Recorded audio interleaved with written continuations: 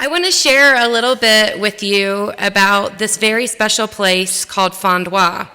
And Fondwa is where the blue arrow is pointing to. That gives you an idea. It's very mountainous, and it is a rural community. And about 16 years ago, my husband and I decided after getting married that the smart thing to do would be to move to a Caribbean island where only 1.5 people spoke English. And I say 1.5 because this other person thought they were fluent in English and they were not. So we moved there and quickly began our life. Dave taught English in the school, and I worked at the school in the office, and we spent a lot of time with the children at the Fatima orphanage and began learning what parenting would look like for us, and then had an opportunity to spend a lot of time with some neighbors. And so this family, their names are the Sherrys, Jesula Sherry and Boss Ednor, and they lived across the road from where Dave and I lived. And we began to understand what family looks like from them. And you have to imagine we had only been married 7 months. And so for us, we were taking our cues on what family and life would look like from people who just a normal stranger or outsider would think you're trying to learn from them. They don't have much, and they struggle to make ends meet. But yes, they taught us a lot about what it means to be parents. And one of the holiest moments I had when I lived in Fondwa was when I spent time down at Jesula's house, and she had lots of these kids. Some of these kids are hers, and some of them are neighbors, but she always had lots of kids at the house. And they were grumbling. They had been to school about wanting a snack, and I knew looking at her kitchen that there wasn't much in there. She said, "Well, you guys go and play, and I'll fix something for you, and I'll call you when it's ready." And so she boiled 1 egg. And after the egg was boiled, she peeled it and then delicately put it in her hand and just with the precision of a surgeon, sliced that egg into about 8 slices and then called the kids back, and one by one, they took that slice of egg out of her hand. And in that moment, I couldn't decide if I was witnessing the feeding of 5,000 or if I was witnessing the Last Supper in this very deep, holy moment of caring for her children the best that she could. And so Dave and I lived down there for 2 years, and then we came home and we began doing a new thing. We had done our new thing as a married couple, and now we came back to the United States, and Dave and I are both United Methodist pastors. And so we began our family and began doing life and the best we could, remembering those really important foundations that we learned while we were living in Fondwa. And then we really wanted to help introduce other people to Fondwa because we saw what it had done to change our lives and to give us a foundation. And so we wanted to be able to share that experience with other people. So we would take 1 or 2 trips a year and introduce people, and little by little, people like Lauren and Chris and Ellie started to fall in love with this place that we loved so much as well. And then a new thing was forced upon us. You know, sometimes you enter into a new thing willingly, and sometimes you have to adapt and adjust when a new thing is thrown at you. And for us, the new thing that was thrown at us was when the earthquake hit Haiti.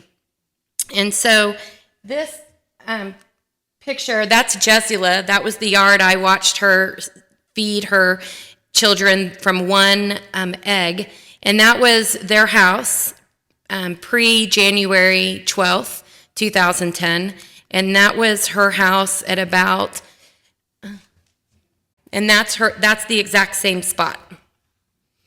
So that was on January 12th, and the earthquake hit. I happened to be down there with a team, and the morning the day this earthquake happened, Jesula was in her yard doing work, and her kids were all at other places. Her father was across the street at the guest house, and her husband was down at the school working. And I sat with her for about 45 minutes while we waited with the most fear I've ever had in my life as we started counting heads in her family. Her father had a concrete block fall on his Achilles tendon and went a week without medical attention, and so sadly he had to have that part of his leg amputated. Her husband had a building collapse on him. We were able to get him out of the building, but he broke his arm, his clavicle, and his leg. And then all of her children, thank goodness, were out and about and were fine. But the very next morning, after our team slept on the road, we woke up, and Jesula came to me with a pot of water.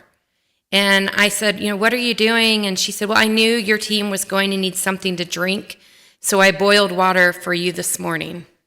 Now, she had just lost her house. She had just lost everything in her life. She wasn't sure if her father was going to live, and she wasn't really sure about her husband either. And yet she got up that morning and boiled water for me and my group, and continues to help us understand what it means to truly be a neighbor, but also she's just a mother to all, not just to her own children, but to those who come into the community and those who she has an opportunity to offer the gift of hospitality. And so we began this new thing after taking account. This was the guest house where we had stayed on the left, and on the right was after the earthquake. And so we started taking groups down there because we wanted to help rebuild homes. So we built a house for Jesula and her husband, and we didn't even have to ask for money to build that house. People were calling us and saying, we heard about Jesula and Boss's house. What can we do to help them? And so we did that, and then Boss said, the next house I want to build is for Jesula's sister because she let us live with her in her small house for months. And so we built a house for her. And then Dave, this is my husband peeking his head out of this little setting. This house, a woman named Paulette lived in with her husband Daniel, and 10 people were living in this little house.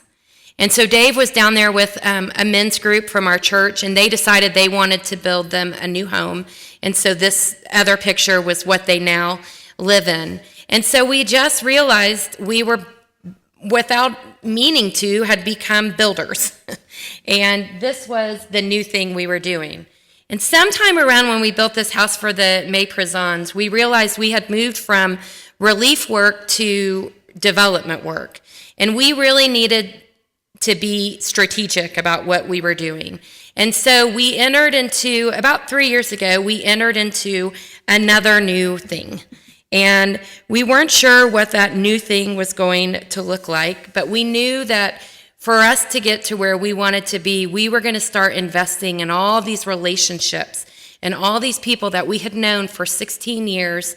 And we weren't going to do it, but we were going to talk to them about what they really felt their community needed.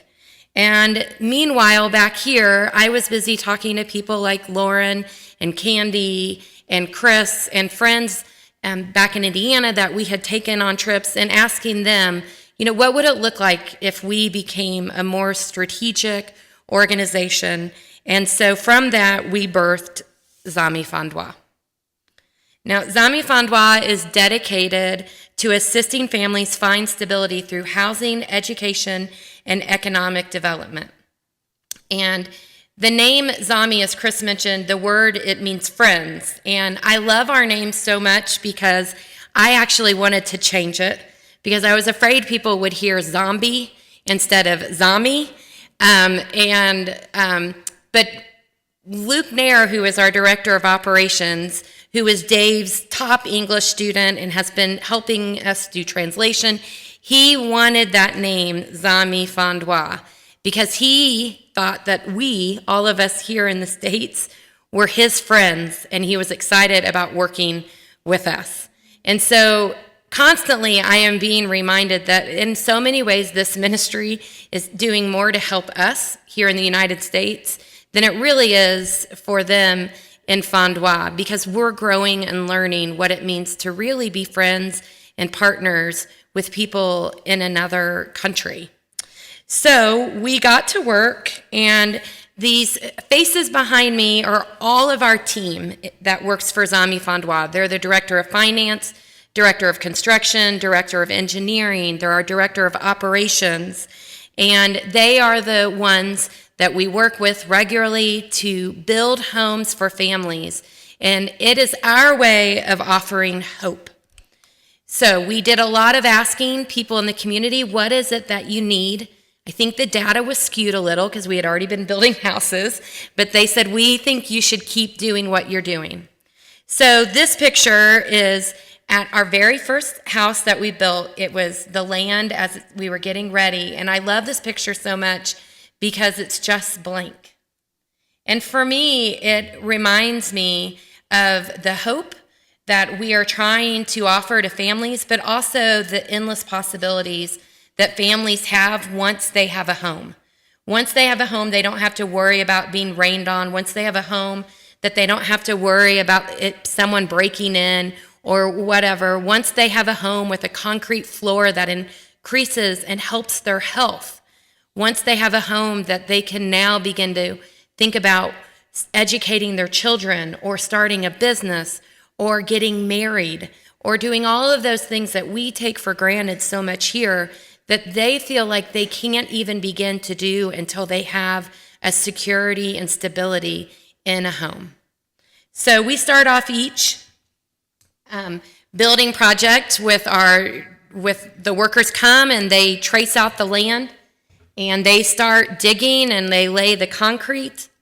And then we decided also that we really wanted our families to have a really good kitchen, something that they could be proud of. And so this is what the kitchens in most Haitian homes look like.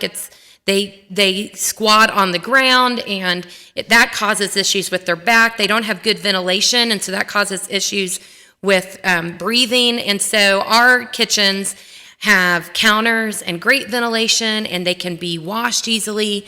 And so we feel like that's also helping not only with their health, but it helps with the women's self-esteem. They feel like they have this great thing that they can then be able to provide for their family. And I did say women because there's still don't have many men who cook in Haiti. So when we went to build this, I said to the engineer, you've never cooked a meal, I'm guessing? And he's like, well, no, of course not. And I said, then could you please talk to a few women about what they're going to need instead of just guessing? So then they get to work, and one of the great things is that we are trying to create economic opportunities, and so we have built and finished 8 houses. Our goal is to build 40 in 3 years, and in the process of those 8 homes, we have been employing around 62 people. And so those are people that are receiving a steady income, and it gives them an opportunity to be able to provide stability for their families as well. Those are the porch, and I love on it, it says, God is love for all time, which I think is really great. And then we decided we wanted to plant trees. So this is Anel. He's the one who's been planting all of your trees, and he works. This is at our first home dedication when we were planting trees. Every family gets at a minimum 20 trees. Some get more if they need more around their property. But the trees are mango, coffee, grapefruit, really good trees that can offer nourishment. It also helps shade the home. But then in about 5 years, they can start harvesting them and make a little bit money off that as well. So this is today, we are dedicating a house, and this was the house that the family has been living in. They raised their children in this home, and all of the children have left Fondwa because, as you can imagine, this home doesn't offer probably the stability that they need, and it's hard to live with a lot of adults in a small house like this as well. And so today we're doing a dedication, and this is what their house will be that they're moving into. And the great thing is a lot of their children will come back. So what we have seen in our 8 homes is family members who have left are now coming home to Fondwa, which is what we want because it's safer, and then it offers them an opportunity to have to be able to take care of their families and just a whole number of things. So it's exciting for us to be able to see that stability happening already with just keeping a family unit together. So I wanted to just share with you one more little story, and then while I'm doing that, I'm gonna invite my friend Lauren to come up. I asked her to play a song for you all called Planting Trees. But it's a wonderful song about what you do right now you may not see the fruits of until much, much later. And I was talking to someone, Eleanor, is that your name? Yes, she was telling me a story about how she started planting trees decades ago. And, at the time, you may not think anything's going to come of that. And in a way, for us at Zanmi Fondwa, what we're doing feels like it's helping people right now. We're getting them, in a really good home. We're helping them in that way. But I'm excited to see all of those families and hear their stories in 10 years or in 20 years, to know what kind of impact it had on their life, to be able to have shelter, one of the most basic needs that they could rely on, that they could be proud of, that would give them a chance to dream and think about doing things they never, ever in their wildest dreams could imagine. And so, right now we're doing this new thing of building homes, but what I can't wait to see is what the homeowners decide will be their new thing once they are able to move forward in a new reality for them.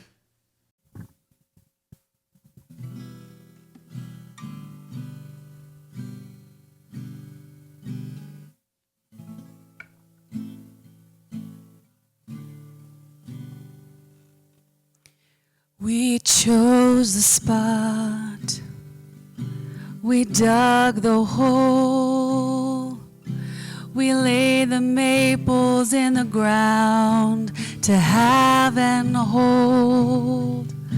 As autumn falls to winter sleep, we pray that somehow in the spring the roots grow deep.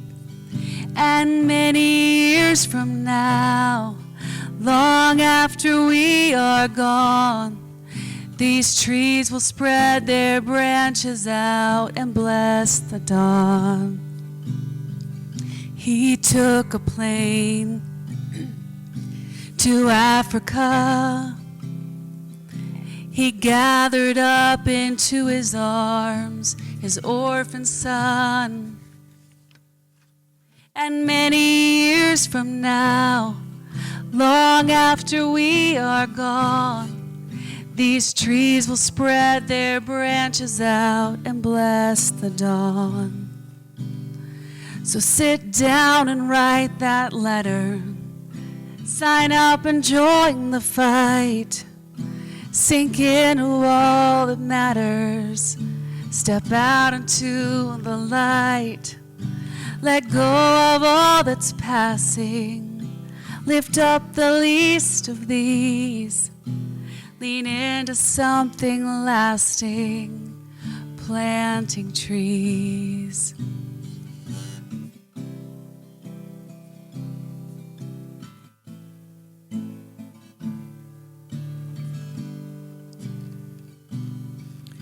She rises up as morning breaks. She moves among these rooms alone before we wake.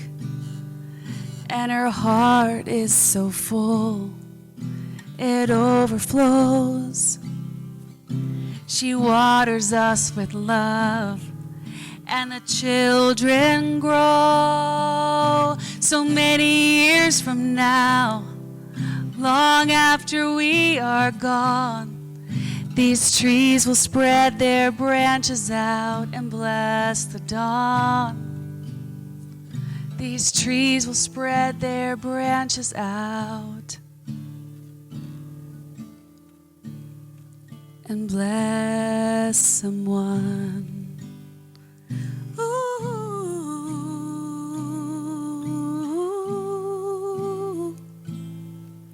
ooh, and bless someone.